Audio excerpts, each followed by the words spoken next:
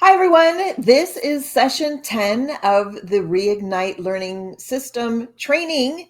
And today is all about igniting genius. But before we get started on that, I want to follow up with you on how you did on your last assignment, which is to do some type of math activities. So, for example, did you play some card games with your kids? Did you play the Make 10 game? Did you measure the size of Alice from the time she was small and when she was too big? Did you have these experiences? And if you did, I'd love to hear about it. Put it in the comments in our community and share with us what you've been doing. That'd be great. Thank you. So let me go ahead and share my screen. So yes, this is session 10, Igniting Genius. This, so far, we have done, don't go that far. So far, we have done the first 4 steps of the Reignite Learning System, which is the theme, the discoveries, which is the research through, exciting, fascinating things. The step 3 is engaging projects. Step 4 is your fuel, reading, writing, and math. And then step 5 is what we're talking about today. Okay, step 5 is igniting genius. And this is when we give the children the opportunity to be their best selves, to really, they really get to enhance what they're doing and become unique and excited individuals, excited to learn and become their best selves. So, but first, what the problem with public schools is that first of all, they charge us taxes. They take our tax money, right, to pay for the public schools, and because they need to be accountable to the money that they're spending, and so they create standards, and then they create testing, and all of this is actually each time is really a step away farther from authentic learning. And then, of course, on top of that, they created No Child Left Behind. This means that they're always focusing on the child's weaknesses, and they spend extra time and money on each child's problems, and the strengths of each individual child becomes ignored, and which is very unfortunate. Children really should be free to focus on their strengths and to learn at their individual pace. Sometimes some topics are they get ahead in, sometimes they're behind in. That's okay. By the same token, we allow our children to move ahead. We also allow them to fall behind for a period of time.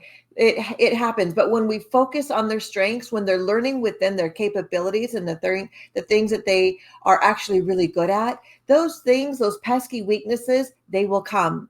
They will catch up. They will be there as if they never had a problem. I promise. Unless your child has some real learning disabilities, those weaknesses will come, and you don't need to hit your kid over the head for their weaknesses, but we need to enhance and focus on their strengths. That's where they become the most dynamic person, the person that they were basically designed to be, right? Their innate talents and skills. We need to focus on that.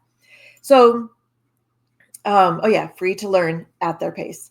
So how do we identify what their strengths are? Of course, you will notice some things that your children are naturally good at. And sometimes they will tell you the things that they want to know, the things that they're interested in. Interests are point to abilities as well, or what can be abilities, because those interests can grow into those abilities.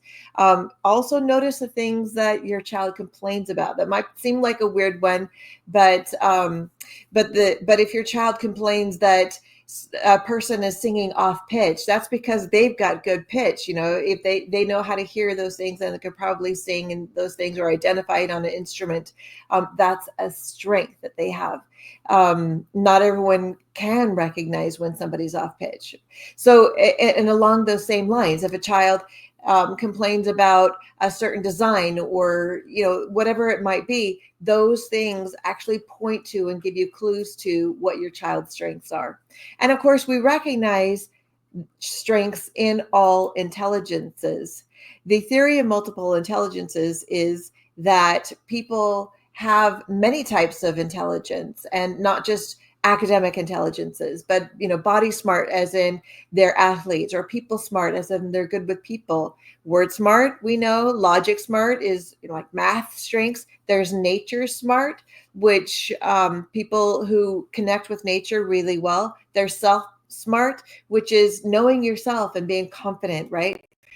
Picture smart is visual, spatial, artistic smart. And then, of course, beauty, musical smart, which is understanding and being talented with music. So all of these things are valid, and we need to encourage all of these intelligences. And if your child is standing out in one more than the other, those are the things that we want to encourage. Those are the things we want to strengthen and help them grow in those areas as much as possible.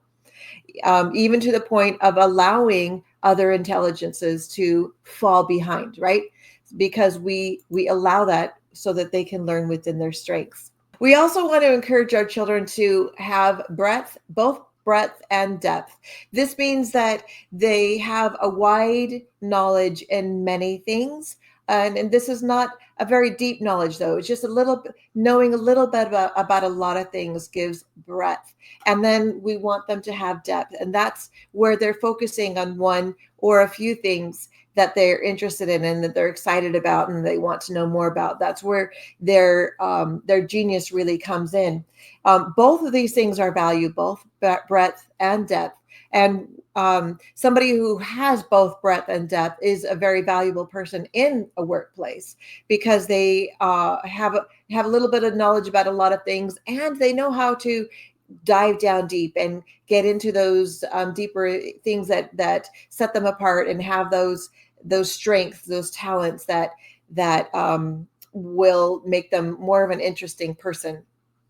So and what's interesting is as much as we do the theme, and the theme is step one in our Reignite learning system, but yet once we get down to step 5, which is igniting genius, you don't need to use the theme all the time anymore, because once a child's strengths have been ignited, once their curiosities are ignited, they just might go down their own rabbit hole, and you don't need to inspire them with a theme anymore. You probably want to go ahead and use the theme anyway, because it's a lot of fun, but don't let it rule over everything. Don't take away from the child's strengths so that you're sticking to the theme or the schedule or whatever it is. The theme can enhance whatever you're doing, but it doesn't need to be first and foremost all the time when the child is already working on their strengths. Along the same lines, the downloadable fireworks are not as necessary anymore. You can certainly look through them and see if there's anything that your child would be interested in that will help enhance their strengths, but or just anything. If it might be something in their breadth that they'd be interested in, that's not necessarily something that they dive deep on, but you can use them, but don't let it take over, okay? Because if your child knows what they're good at and they are working toward increasing their strengths, you don't need to constantly be doing all the little things. So then another thing you can do is try to find projects. If your child isn't already using their genius on projects, help them find projects that they can work on to increase their personal genius. Maybe things you find in the community, maybe things that your child thinks up, and you can help them think even bigger. So it's not just a 5-minute project, but it's a 6-week project, this kind of thing. And so that they have the opportunity to dive down deep and get that depth in their strength. And then, of course, you start to take a supporting role when the child's genius has been ignited. So you're going to be providing resources to your child, various resources depending on their interests and their needs, that will help their projects, that will help them just play with the things that they're good at. And so you can try to, as much as possible, keep those resources on hand so they can have those experiences as often as possible. Then, of course, you might want to get your kids into classes where they can experience the things that they're good at. like these cute little bakers that want to learn baking, right? But there's other classes as well, such as art, science experiments, soccer, singing, many different ways to many different types of classes you could find for your children to enhance their genius and grow and get into that depth, right? And also to spend time with others who are along the same journey and speak the same language as themselves in their interests. It's a lot of fun for them. This image right here is a learning bottega. It's a vision of the future, not necessarily this specific building, but I'm working on getting a chain of learning centers together where these types of classes that enhance genius will be housed, where children from anywhere can come for these experiences for not only their genius, but whatever their interests are, whatever their needs are as well. And they can all come in one place. And it's not just going to be my program that's running out of these learning centers, but it will be various different programs as well, all sharing the same facility and the common areas for the families to come and hang out between classes and just make it a great community. And we want to build several of these, and we're working on that behind the scenes. And it's always been my end goal for me, and that's what we're working towards. So you and joining our movement are helping to make this a reality as well. Okay, and so another thing you can do with your children in helping them with their strengths, of course, is setting goals for their interests and what types of careers you can have. Like, create a special time, take your child out for a planning session, right? And be curious about them and ask questions and listen and discuss what type of careers can the child's interests and strengths lead to, and then what careers might your child be interested in heading toward, and then you can work backward from there. Well, what education and experience do you need in order to have that career? And of course, then you can start working on those things right away. You can set out goals for the year, for the month, for the week, and even daily goals, and all the way down to, what are we going to do right now to help you with your career, toward your career. And it's a good quality. It's a good practice to work toward those goals and set those smaller